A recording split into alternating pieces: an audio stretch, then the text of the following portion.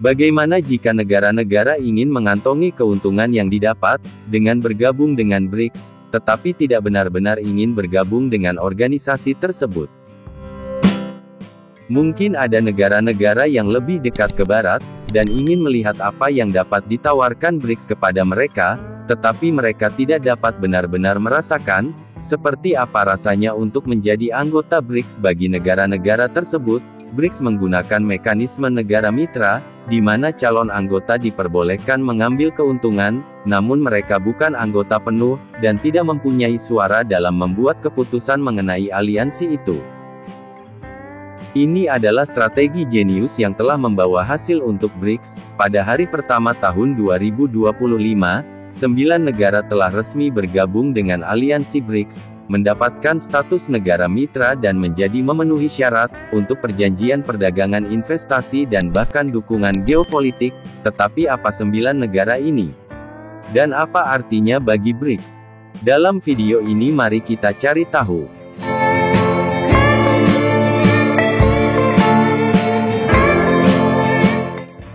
Tepat di hari pertama tahun 2025, BRICS telah resmi mengintegrasikan 9 negara mitra ke dalam kerangkanya, menandai langkah transformatif dalam perkembangannya.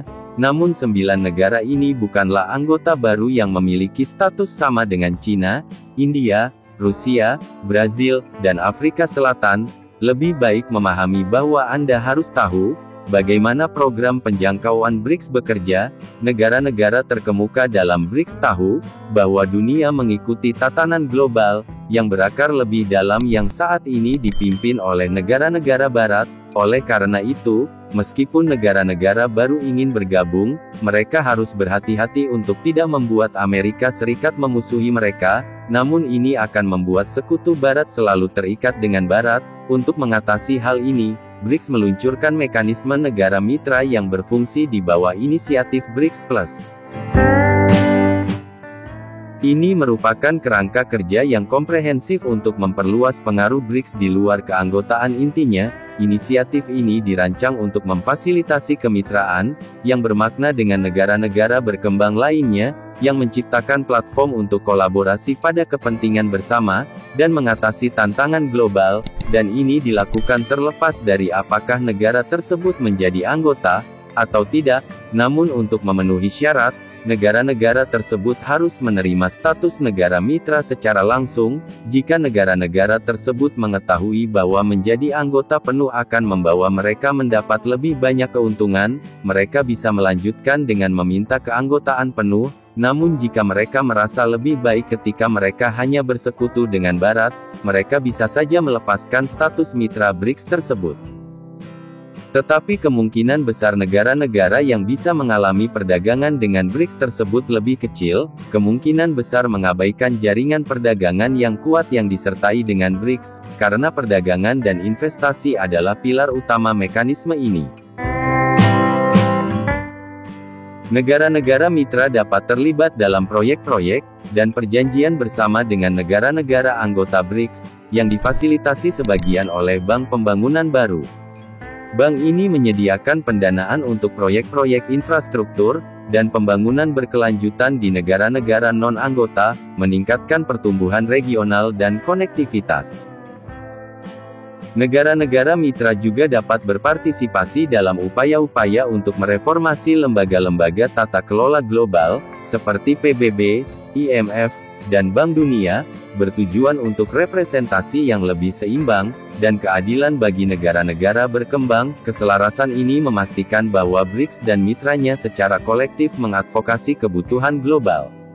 Tetapi apa saja negara-negara baru yang telah menjadi mitra resmi BRICS? 9 negara tersebut adalah Belarus, Bolivia, Indonesia, Kazakhstan, Kuba, Malaysia, Thailand, Uganda, dan Uzbekistan. Tonggak sejarah ini mengikuti KTT BRICS Oktober tahun 2024 yang diadakan di Kazan, Rusia, di mana keputusan untuk memasukkan negara mitra diselesaikan. Status negara mitra memberikan negara-negara ini partisipasi permanen dalam sesi khusus BRICS.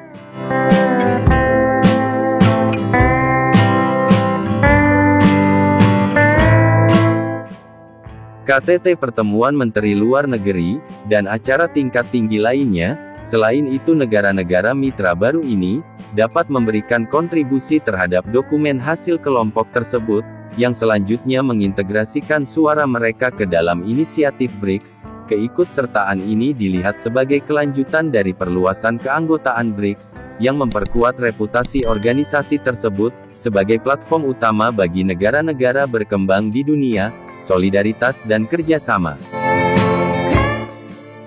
Juru bicara Kementerian Luar Negeri China Mao Ning, menggambarkan perkembangan ini sebagai tonggak lain dalam perjalanan BRICS, dengan menyoroti signifikansinya dalam memajukan multipolaritas, dan inklusivitas global. Selama jumpa pers, Mao Ning menekankan bahwa integrasi negara-negara mitra merupakan mekanisme, yang diperkuat dengan peningkatan representasi, dan daya tarik yang meningkat, menjadikan BRICS sebagai platform utama untuk mempromosikan kerjasama antar negara berkembang.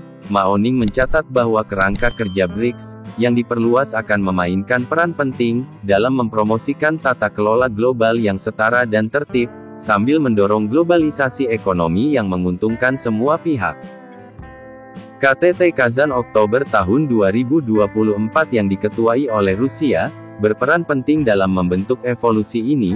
9 negara ini berpuncak pada pencantuman resmi mereka, per 1 Januari tahun 2025, Usikov mencatat bahwa BRICS tetap terbuka untuk mitra tambahan, yang berpikiran sama. Keterbukaan ini sejalan dengan model BRICS Plus, yang diusulkan oleh China pada tahun 2017, yang bertujuan untuk memperluas jangkauan kelompok tersebut di luar anggota pendirinya, untuk merangkul koalisi ekonomi negara berkembang yang lebih luas.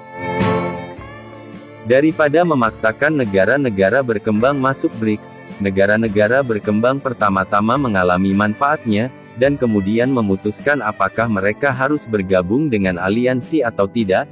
Itu kebalikan dari apa yang Barat lakukan. Hal ini yang seringkali merupakan paksaan, untuk memaksa negara-negara melakukan apa yang menjadi kepentingan Barat. Sebelumnya hal ini merugikan dan membuat sekutu Barat bermusuhan, tetapi mereka tidak mempunyai pilihan. Tetapi hari ini mereka mempunyai lebih dari sekedar pilihan. Mereka mempunyai BRICS yang merupakan alternatif bagi global. Wang Yuming, Direktur Institut Negara-Negara Berkembang, di Institut Studi Internasional China mengatakan bahwa, negara-negara mitra baru membawa perwakilan dari Eropa, Asia, Afrika, dan Amerika Latin yang memperluas BRICS, lingkup dan penguatan peran negara-negara berkembang sebagai corong bagi negara-negara berkembang di dunia. Wang menekankan bahwa integrasi negara-negara berkembang, mencerminkan keberhasilan kerangka kerja BRICS Plus, dan menyediakan mekanisme bagi negara-negara berkembang untuk meningkatkan pengaruh global mereka. Wang Yewei, adalah seorang profesor di Sekolah Internasional Hubungan di Universitas Renman, mencatat bahwa meningkatnya daya tarik BRICS, sebenarnya berarti ketidakpuasan di antara negara-negara berkembang dengan model tata kelola global saat ini. Ia menunjukkan bahwa populisme di negara-negara Barat, ditambah dengan kegagalan mereka untuk menghormati janji-janji internasional, telah mendorong negara-negara menuju BRICS, sebagai platform inklusif yang tidak konfrontatif.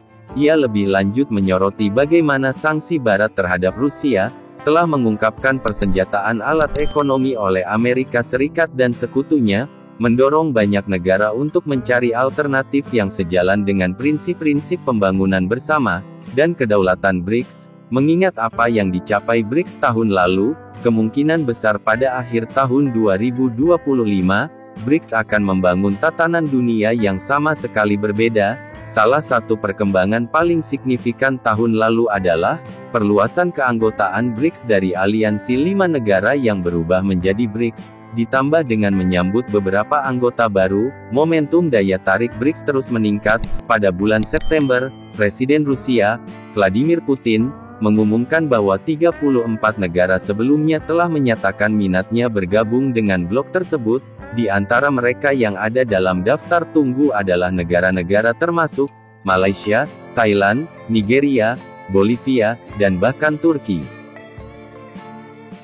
Tata kelola Wang Yuming mengantisipasi bahwa BRICS, pada tahun 2025 akan fokus pada isu-isu utama, seperti diversifikasi keuangan internasional, memerangi kemiskinan, dan menjembatani kesenjangan antara negara-negara utara dan selatan, dan perubahan iklim yang merupakan masalah penting, yang dialami oleh negara-negara selatan juga diharapkan menjadi pusat perhatian. Peran Cina dalam BRICS tetap menjadi sentral, baik secara ekonomi maupun strategis karena ekonomi terbesar di blok tersebut. China tidak hanya memiliki kekuatan pasar yang besar, tetapi juga kemampuan teknologi mutakhir. Wang Yiwei menyoroti kekuatan Cina dalam kecerdasan buatan, digitalisasi, teknologi hijau, dan bidang teknologi tinggi lainnya, sebagai kekuatan teknologi yang setara dengan Amerika Serikat. Tidak hanya itu, China juga membawa inisiatif Belt and Road yang telah ditandatangani oleh 150 negara. Kemampuan ini sangat menarik bagi anggota BRICS yang ingin memanfaatkan keahlian China untuk pertumbuhan dan inovasi kolektif. Lebih jauh lagi, Rusia dipercayakan untuk meluncurkan mata uang dan sistem pembayaran baru di bawah bendera BRICS, yang dapat menawarkan perlindungan dari sanksi. Semua ini menjadikan BRICS sebuah aliansi yang negara-negara termasuk Sekutu Barat, setidaknya ingin mengujinya daripada meninggalkan Barat sepenuhnya, dan bergabung dengan negara-negara BRICS. Sekarang sudah punya pilihan untuk bergabung dengan BRICS, sebagai negara mitra dan mendapatkan pengalaman langsung dari tatanan dunia baru, yang dirancang di dalam BRICS, telah memberikan kejutan dengan menambahkan 9 negara mitra baru pada hari pertama tahun 2025, kemungkinan besar mitra dan negara anggota BRICS akan secara signifikan tahun ini.